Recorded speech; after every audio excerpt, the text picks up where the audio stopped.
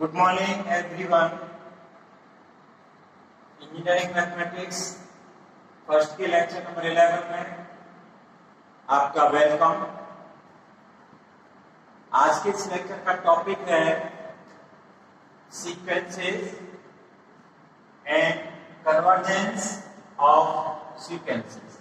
मतलब इस लेक्चर में हम पढ़ेंगे सीक्वेंसेस और कन्वर्जेंस ऑफ सीक्वेंसेस, और ये आपका यूनिट सेकंड है। यहां से आपका यूनिट सेकंड स्टार्ट होता है। तो सबसे पहले हम इसमें डिस्कस करेंगे डेफिनेशन ऑफ सीक्वेंस, मतलब सीक्वेंस होता क्या है। फिर हम इसके बाद कन्वर्जेंस ऑफ सीक्वेंस को एक्सप्लेन करेंगे। तो सबसे पहले हम समझते हैं सीक्वेंस की डेफिनेशन। तो a sequence is an ordered set of real numbers, मतलब रियल नंबर्स का ऑर्डर्ड सेट है। मतलब एक वेल मैनर्ड वे में आपका जो सेट है रियल नंबर्स का, that is A1, A2, A3, AN, इसको हम सीक्वेंस कह रहे हैं। इसमें जो नंबर्स हैं real numbers, these numbers are known as the element, या तो हम उसको एलिमेंट कहेंगे या उसको उस सीक्वेंस का टर्म कहेंगे। तो एलिमेंट्स कह सकते हैं और टर्म कह सकते हैं, term of the sequence. If the number of elements in the ordered set is infinite, मतलब आपकी सीक्वेंस टू टाइप्स की होगी, एक फाइनाइट और एक इनफाइनाइट। जब आपकी सीक्वेंस में नंबर ऑफ एलिमेंट्स या नंबर ऑफ टर्म्स फाइनाइट होंगे तब आपकी सीक्वेंस कहलाएगी फाइनाइट सीक्वेंस, और जब आपकी सीक्वेंस में नंबर ऑफ एलिमेंट्स इनफाइनाइट होंगे तो वो सीक्वेंस आपकी कहलाएगी इनफाइनाइट सीक्वेंस। तो यहां पर हमने बताया कि रियल नंबर्स का ऑर्डर सेट एक वेल मैनर्ड तरीके से आपका एक order set of real numbers आपका सीक्वेंस कहलाता है। सीक्वेंस दो तरह की होती है, एक फाइनाइट और दूसरी इनफाइनाइट। फाइनाइट सीक्वेंस में नंबर ऑफ एलिमेंट्स की संख्या फाइनाइट होती है या मतलब लिमिटेड होती है, और इनफाइनाइट सीक्वेंस में उसकी संख्या इनफाइनाइट होती है। अब सीक्वेंस को हम डिनोट किस तरह से करते हैं, मतलब डिनोट करने के लिए मान लीजिए suppose A sequence A1, A2, A3 and so on, AN dot dot dot, मतलब अप टू इनफाइनाइट। तो ये सीक्वेंस अगर ये AN तक है तो आपकी ये सीक्वेंस कहलाएगी फाइनाइट सीक्वेंस, और AN से आगे ये आपके और टर्म्स हैं अप टू इनफाइनाइट, तो ये सीक्वेंस आपकी कहलाएगी इनफाइनाइट सीक्वेंस। इस सीक्वेंस को, इनफाइनाइट सीक्वेंस को हम किस तरह से डिनोट करते हैं? It is generally denoted as AN, मतलब ये आपकी फाइनाइट सीक्वेंस है AN, तो हम इस तरह से डिनोट कर देते हैं या उसको इस तरह से डिनोट करते हैं। अगर आपकी सीक्वेंस फाइनाइट इनफाइनाइट है तो उसको हम इस तरह से डिनोट करते हैं, मतलब जो फाइनाइट सीक्वेंस को डिनोट कर रहे हैं उसमें हम n equal to 1 to infinite, और अगर इसी को हम n equal to 1 up to n कर दें तो ये आपकी फाइनाइट हो जाएगी। तो हमने n equal to 1 to infinite है, तो ये आपकी इनफाइनाइट सीक्वेंस को डिनोट कर रहा है, और इस तरह से हम फाइनाइट सीक्वेंस को डिनोट कर देते हैं। अब यहाँ पर AN क्या आया इसमें और इसमें? AN आपका nth टर्म है, उस सीक्वेंस का जो एलिमेंट AN है इसको हम nth term of the sequence कहते हैं। इसी में हमने फॉर एग्जांपल आपको कुछ एग्जांपल्स बताएंगे कि सीक्वेंस क्या होती है। जैसे ये 1 2 3 and so on and up to infinite. तो ये इनफाइनाइट सीक्वेंस है और इसको हम सेट ऑफ नेचुरल नंबर्स भी कहते हैं। ये सीक्वेंस है 1/2, 2/3, 3/4, and so on, n/n+1, dash. तो ये सीक्वेंस का A1 फर्स्ट एलिमेंट, ये सेकंड एलिमेंट A2, ये थर्ड एलिमेंट A3 और ये इसका nth element, that is an=n/n+1। इसमें an आपका an=n है। ये आपकी अनदर इनफाइनाइट सीक्वेंस है। तो इसका 1 -2 2 -3 3 -4 मतलब 1 + 1 माइनस है। तो आपका इस तरह से सीक्वेंस में बताई, इसको तीनों सीक्वेंस आपकी इनफाइनाइट सीक्वेंस है। तो इस तरह से हमने सीक्वेंस की डेफिनेशन को समझा।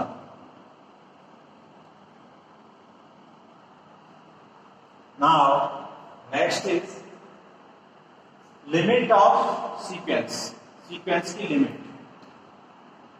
An infinite sequence, this is the infinite sequence, is said to be limit L, where n is a real number if for every epsilon greater than 0, मतलब epsilon greater than 0 मतलब positive value है, there exists an integer, एक integer value n, such that modulus of an minus n less then epsilon. मतलब इस condition को fulfil करें। an nth term of the sequence minus n, इसका modulus less than epsilon हो for every n greater than equal to n. It is expressed as, हम उस limit को, limit of the sequence को इस तरह से एक्सप्रेस करते हैं, limit n tends to infinite an। अगर ये फाइनाइट वैल्यू आती है तो ये मतलब रियल नंबर आती है तो आपकी उस सीक्वेंस की लिमिट कहलाएगी। और लिमिट के लिए आपको ये कंडीशन सेटिस्फाई करनी होगी। तो हम क्या करते हैं, उसकी लिमिट फाइंड आउट करनी हो, an फाइंड आउट करेंगे और उसका nth टर्म फाइंड आउट करेंगे, उसकी लिमिट लेंगे n टेंड्स टू इनफाइनाइट, और वो वैल्यू अगर फाइनाइट वैल्यू आ रही है तो आपकी उस सीक्वेंस की वो लिमिट कहलाएगी। नाउ अब नेचर ऑफ द सीक्वेंस, अब हम बात करेंगे कि सीक्वेंस की नेचर कैसी है, वो किस टाइप की सीक्वेंस है। तो हमारी सीक्वेंस की जो नेचर होगी वो कन्वर्जेंट हो सकती है, डाइवर्जेंट हो सकती है और ऑसिलेटरी हो सकती है। तो हमें कन्वर्जेंस ऑफ द सीक्वेंस क्या होता है, an infinite sequence is said to be convergent, मतलब वो इनफाइनाइट सीक्वेंस है कोई और वो कन्वर्जेंट कहलाएगी, कन्वर्स कहलाएगी। कब कहलाएगी, if it tends to a finite limit, मतलब उस सीक्वेंस की लिमिट जो है वो फाइनाइट होगी, तब वो सीक्वेंस कन्वर्जेंस सीक्वेंस कहलाती है। तो हम सबसे पहले अगर हम टेस्ट करेंगे किसी सीक्वेंस को तो उसमें देखेंगे कि उसकी nth टर्म निकालेंगे और उसके nth टर्म का लिमिट लेंगे। अगर वो फाइनाइट वैल्यू आती है तो वो हमारी सीक्वेंस कन्वर्जेंट सीक्वेंस होगी। क्लियर? तो अगर हमारी लिमिट इनफाइनाइट आती है तो हमारी सीक्वेंस डाइवर्जेंट होगी, और अगर हमारी लिमिट दो वैल्यूज के बीच में वेरी करती है, ऑसिलेट करती है, तो वो सीक्वेंस ऑसिलेटरी सीक्वेंस कहलाएगी।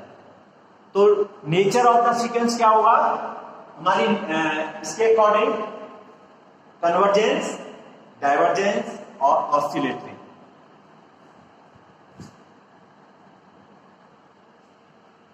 Now, some important definitions in relation to the study of sequence.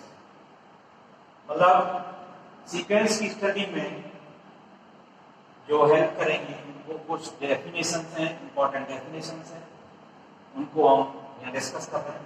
तो सबसे पहला है upper bound, upper bound of sequence. तो अपर बाउंड सीक्वेंस क्या होता है कि आपकी कोई सीक्वेंस है और इस sequence A, if there exists a real number, वहां पर एक रियल नंबर हो एग्जिस्ट करे और उसको हम U से रिप्रेजेंट कर रहे हैं, कैपिटल U से, वो रियल नंबर कैपिटल U है सच दैट उसकी कंडीशन क्या होगी कि a n less than equal to U, उसके nth टर्म की value less than equal to U होगी, तब हम is called an upper bound, तब हम उसको यू को अपर बाउंड कहेंगे, और इसको बाउंडेड अबव भी कहते हैं और bounded on right of the sequence भी कहते हैं। तो आपकी एन सीक्वेंस है, वहां पर एक वैल्यू एग्जिस्ट करेगी यू और उसकी कंडीशन होगी a n less than equal to u, तब हम उसको upper bound of the sequence कहेंगे। फॉर एग्जांपल हम एक एग्जांपल लेते हैं और समझने का प्रमाण क्या है। जैसे suppose 1, 1/2, 1/3 and so on infinite तक ये सीरीज है। तो इसका जो टर्म है, ये पहला टर्म है A1, ये A2 है, ये A3 है। तो ये जो टर्म है इसका एन टर्म क्या होगा 1/n। तो 1 आपका an मीन्स 1/2, अगर सेकंड टर्म छोटा है 1 से, 1/3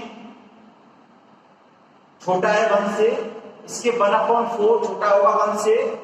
इस तरह की एवरी वैल्यू ऑफ n के लिए ये कंडीशन सेटिस्फाई हो रही है इसमें, तो 1 इसका इस सीक्वेंस का अपर बाउंड है। मतलब इसका इधर साइड में सारे टर्म्स जो है छोटे होते जा रहे हैं।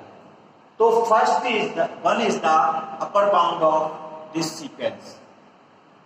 Similarly lower bound, lower bound for a sequence an, if there exists a real number n such that, अब उसकी कंडीशन क्या होगी, n की value less than equal to an होनी चाहिए for every value of n, then n is called the lower bound or bounded below or bounded in the left of the sequence.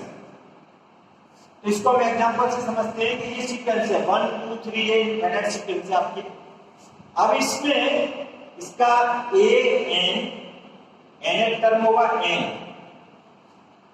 तो इसमें इसका ये lower bound है क्योंकि second term 1 से बड़ा है, थर्ड टर्म 1 से बड़ा है, फोर्थ टर्म 1 से बड़ा है। आगे जब बढ़ते जाएंगे तो हमारी ये 1 से सारे टर्म बड़े होंगे, तो हमारा 1 जो है यहाँ पर इस सीक्वेंस में लोअर बाउंड है। Clear?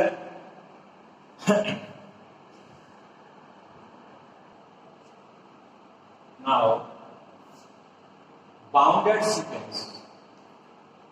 For a sequence an, if there exists a number b, एक real number b, such that condition क्या होगी कि modulus of a n, modulus of a n less than equal to b, b से less than equal to, for every value of n, then the sequence is said to be bounded.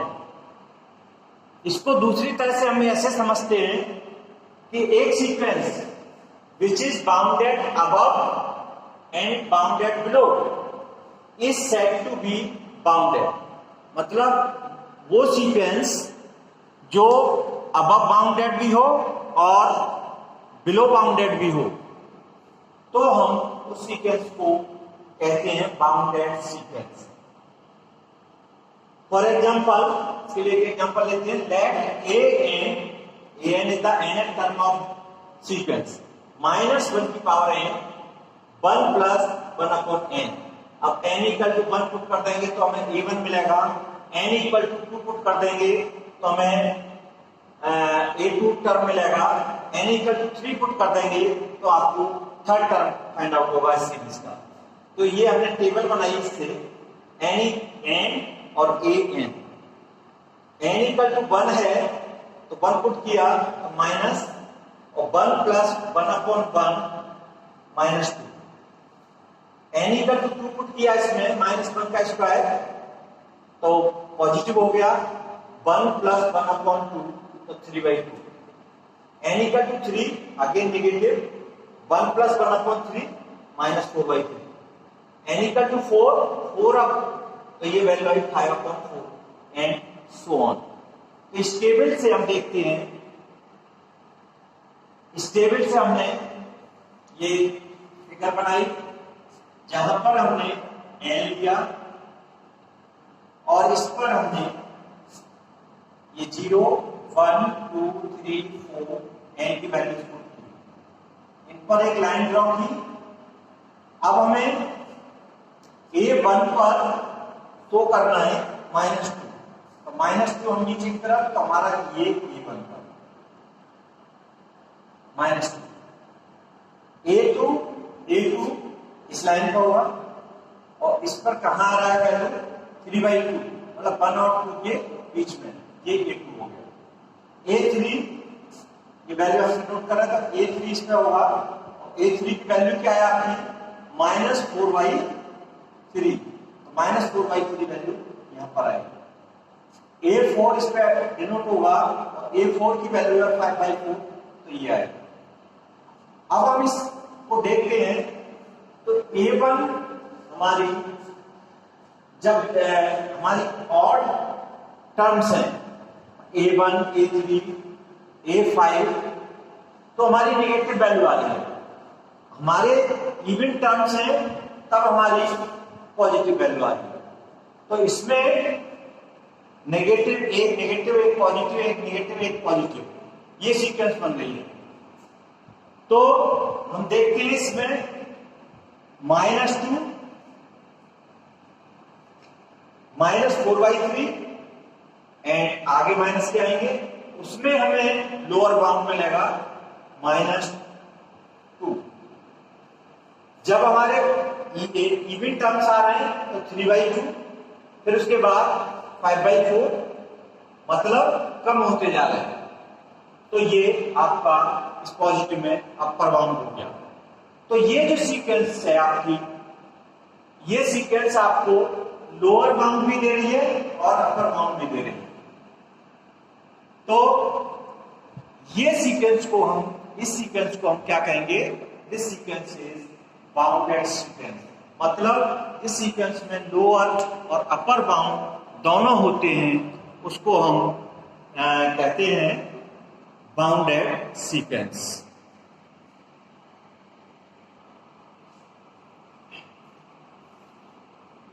Next increasing sequence. अब increasing sequence क्या होती है कि a sequence a n is said to be increasing sequence. मतलब sequence increasing sequence कहलाएगी कब a n less than equal to a n plus one. अगर ये कंडीशन सेटिस्फाई होती है कि nth term is less than equal to n plus one th term, तो आपकी सीक्वेंस इंक्रीजिंग सीक्वेंस कहलाएगी for all values of n। और strictly increasing कब कहलाएगी, जब a n less than equal to a n plus one होगी। ये condition अगर सेटिस्फाई हो रही है तो स्ट्रिक्टली इंक्रीजिंग है वो, और अगर a n less than equal to a n plus one है तो आपकी वो इंक्रीजिंग सीक्वेंस है। Now next is decreasing sequence. कौन सी होती है? ये sequence a n is said to be decreasing sequence if a n मतलब nth term of the sequence is greater than equal to n plus one th terms of the sequence.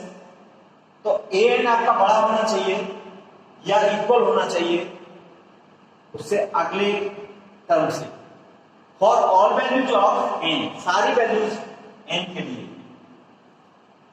और यही sequence आपकी strictly decreasing sequence कहलाएगी जब a n greater than equal to a n plus one होगा। तो ये आपकी increasing और स्ट्रिक्टली इंक्रीजिंग की डेफिनेशन, और ये डिक्रीजिंग और स्ट्रिक्टली डिक्रीजिंग की कंडीशंस आप ये याद रखें। Now third is monotone sequence. किसी सीक्वेंस को मोनोटोन सीक्वेंस हम कब कहते हैं? ए sequence which is either increasing or decreasing is called the monotone sequence। मतलब कोई सीक्वेंस या तो वो इंक्रीजिंग होगी या डिक्रीजिंग होगी, उसको हम मोनोटोन सीक्वेंस कहते हैं। अब है प्रॉपर्टीज ऑफ कन्वर्जेंट सीक्वेंस। अगर आपकी कोई सीक्वेंस कन्वर्जेंट है, जो कन्वर्जेंट की हमने डेफिनेशन बताई थी उसके अकॉर्डिंग, मतलब सीक्वेंस की फाइनाइट लिमिट आएगी तो हमारी वो सीक्वेंस कहलाती है कन्वर्जेंट सीक्वेंस। तो उसके लिए कुछ प्रॉपर्टीज हैं। अब प्रॉपर्टीज क्या है कि आपके पास let a n and b n दो सीक्वेंस हैं, दो इनफाइनाइट सीक्वेंस हैं, बी टू कन्वर्जेंट सीक्वेंस, और ये दोनों सीक्वेंस कैसे कन्वर्जेंट और कन्वर्जेंट है तो इनकी फाइनाइट लिमिट होगी। तो इस ए एन की फाइनाइट लिमिट है ए और बी एन की है फाइनाइट लिमिट बी। तो a n converts to a और b n converts to b respectively. Then तब क्या होगा? First property, the sequence lambda a n, मतलब इसके हर टर्म में लैम्डा से मल्टीप्लाई करते हैं, लैम्डा ए एन, ये एक सीक्वेंस बन गई। और दूसरी sequence lambda b n, lambda b n are also converge. ये दोनों सीक्वेंस भी कन्वर्ज होंगी with limits lambda a n की होगी लैम्डा ए और लैम्डा बी एन की होगी लिमिट लैम्डा बी रेस्पेक्टिवली। यहां पर lambda is a constant, lambda एक कांस्टेंट वैल्यू है।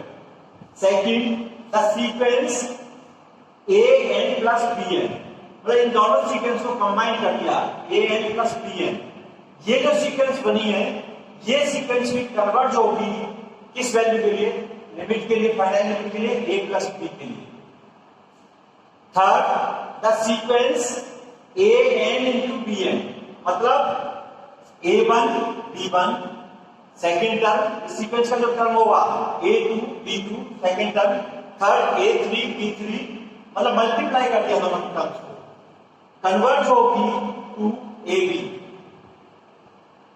फोर्थ, द सीक्वेंस, अब इस सीक्वेंस को सीक्वेंस से डिवाइड कर दिया, a n upon b n converge होगी टू ए अपॉन बी के, इस फाइनाइट लिमिट के। लेकिन कंडीशन ये होगी कि बी की वैल्यू 0 नहीं होनी चाहिए। अगर बी की वैल्यू 0 हो जाएगी तो ये अनडिफाइंड हो जाएगा। Fifth, limit n tends to infinite a n plus k equal to limit n tends to infinite a n equal to a, where k is a positive integer. तो ये convergent sequence की 5 properties हैं। Now divergent sequence, an infinite sequence an is said to be divergent if limit n tends to infinite an equal to plus infinite और minus infinite. अगर इसकी value limit की इस sequence के term की infinite आती है प्लस या माइनस इनफाइनाइट आती है तो series divergent sequence divergent sequence कहलाती है। फॉर एग्जांपल ए एन आपकी एक सीक्वेंस है, a n equal to 1 plus square root n. इसकी अगर हम लिमिट लेते हैं तो ये प्लस इनफाइनाइट वैल्यू आएगी, तो ये सीक्वेंस आपकी डाइवर्जेंट सीक्वेंस होगी। Oscillatory sequence, an infinite sequence is said to be oscillatory. कोई भी इनफाइनाइट सीक्वेंस ऑसिलेटरी कहलाएगी कब? इफ इट नाइदर कन्वर्ज, न तो वो कन्वर्जेंट हो नॉर डाइवर्जेंट, न वो कन्वर्जेंट हो न डाइवर्जेंट हो। अच्छा, कन्वर्जेंट और डाइवर्जेंट, न तो उसकी लिमिट फाइनाइट हो, न प्लस इनफाइनाइट माइनस इनफाइनाइट। अगर प्लस इनफाइनाइट या माइनस इनफाइनाइट है तो डाइवर्जेंट हो जाएगी, और अगर वो फाइनाइट है तो आपकी कन्वर्जेंट हो जाएगी। अगर इन दोनों में से कोई नहीं है तो वो सीक्वेंस ऑसिलेटरी सीक्वेंस कहलाती है, अर्थात वो दो वैल्यूज के बीच में उसकी लिमिट ऑसिलेट करती है। फॉर एग्जांपल द सीक्वेंस, ये सीक्वेंस है आपकी वेयर ए की वैल्यू -1 की power n 1 plus 1 upon square root n is oscillatory. तो इसमें ये इसकी दो लिमिट्स निकलेंगी, दो के बीच में ये सीक्वेंस ऑसिलेट करेगी, तो ये आपकी ऑसिलेटरी सीक्वेंस कहलाएगी। अब एक एग्जांपल लेते हैं। Test if the sequence an, ये सीक्वेंस है where an equal to n square root n is convergent. इसको टेस्ट करना है कि ये सीरीज हमारी कन्वर्जेंट है। कन्वर्जेंट का मतलब इसके an की लिमिट जो फाइनाइट आनी चाहिए। If so find the limit of the sequence. अगर वो कन्वर्जेंट है तो उसकी लिमिट फाइंड आउट करेंगे। तो we have given n term of the sequence n square root n. अब हम इसका taking logarithm we get log an equal to log n square root n, और इसको लिख सकते हैं हम n की पावर 1 upon n, तो 1 upon n log n, taking limit as n tends to infinite। अब हमने इसकी लिमिट ली, we have लिमिट कहां ली हमने? n टेंड्स टू इनफाइनाइट, तो limit n tends to infinite log an equal to limit n tends to infinite log n upon n। अब हम इसकी लिमिट ले रहे हैं, तो ये इनफाइनाइट ये इनफाइनाइट, तो उस कंडीशन पे जब इनफाइनाइट आ जाता है तो एक रूल पढ़ा होगा, जब इंडिटरमिनेट फॉर्म्स पढ़ी होंगी आपने, उस समय पर एक एल हॉस्पिटल रूल होता है। तो ये ऊपर का और नीचे का हम डिफरेंशिएट कर देते हैं विद रिस्पेक्ट टू n। तो log n का हुआ 1 अपॉन n और n का डिफरेंशिएशन हो गया 1, n के रिस्पेक्ट कर रहे हैं 1 अपॉन n अपॉन 1। अब ये limit n tends to infinite 1 upon n, और इसकी वैल्यू आ गई limit n tends to infinite, n equal to infinite रखा तो 1 अपॉन इनफाइनाइट वैल्यू 0। तो इसकी limit n tends to infinite log an की वैल्यू आ गई 0। अब यहां पर 10 limit n tends to infinite log an equal to 0, assume that, हमने ये एज्यूम किया limit n tends to infinite an is also exist. तो देन बाय लिमिट थ्योरम, आप लोगों ने जब लिमिट्स पढ़ी होंगी उस समय पर कंपोजिट फंक्शन के लिए एक थ्योरम थी लिमिट थ्योरम, उसको हम कह रहे हैं कि f limit n tends to a gx, मतलब ये फंक्शन है और limit n tends to a किसी दूसरे फंक्शन का gx का है, तो ये होता है equal to limit n tends to a f gx। इस थ्योरम का हमने यहां इस्तेमाल किया इस रिजल्ट को फाइंड आउट करने में। तो we have this, that is log, यहां से हमने लॉग ले लिया और ए एन, तो log limit n tends to infinite a n, इसकी वैल्यू क्या है आपकी 0, दिस इज 0, मतलब इसमें हम यूज कर रहे हैं इसको। तो log limit n tends to infinite a n, इस थ्योरम को कंपोजिट थ्योरम को इक्वल टू 0 और which is equal to log 1 की वैल्यू 0 होती है, equal to log 1। So this implies as, अब इससे हम कंपेयर करें इन दोनों का, तो limit n tends to a n equal to 1, log है, यहां भी लॉग है, तो कंपेयर किया हमने, limit n tends to infinite a n equal to 1, तो limit n tends to infinite a n equal to 1 और ए एन की वैल्यू है n square root n, limit n tends to infinite n square root n की value 1 आ गई, तो मतलब ये फाइनाइट वैल्यू आ गई। तो ए एन की लिमिट हमने ली एन टेंड्स टू इनफाइनाइट, तो उसकी वैल्यू आई फाइनाइट 1। तो आपकी ये जो सीक्वेंस है, that sequence is convergent sequence.